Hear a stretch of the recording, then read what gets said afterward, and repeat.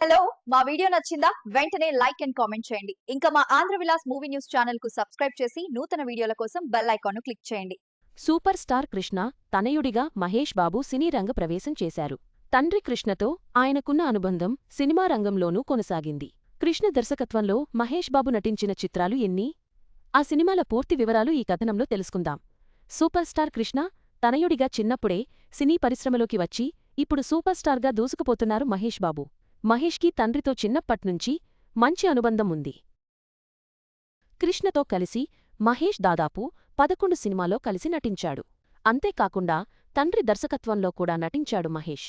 కృష్ణ, మహేష్ బాబు కలిసి నటించిన సినిమాలు పోరాటం, శంఖారావం, ముగ్గురు కొడుకులు గూఢచారి, 117 కొడుకు, దిద్దిన కాపురంబజార్, రౌడీ అన్నా తమ్ముడు, బాలచంద్రుడు, రాజకుమారుడు, వంశీటక్కరిదొంగ ఇలా ఆల్మోస్ట్ 11 సినిమాల్లో తండ్రి కొడుకులు ఇద్దరూ కలిసి నటించారు.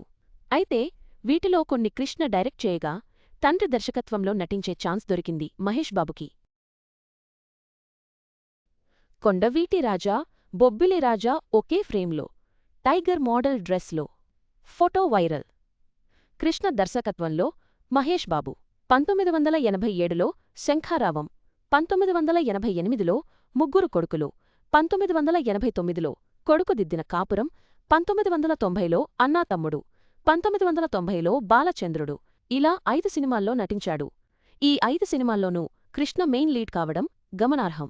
ఓ పక్క హీరోగా చేస్తూనే మరో పక్క డైరెక్షన్ చేస్తూ మరో పక్క కొడుకుని కూడా డైరెక్ట్ చేశారు కృష్ణ.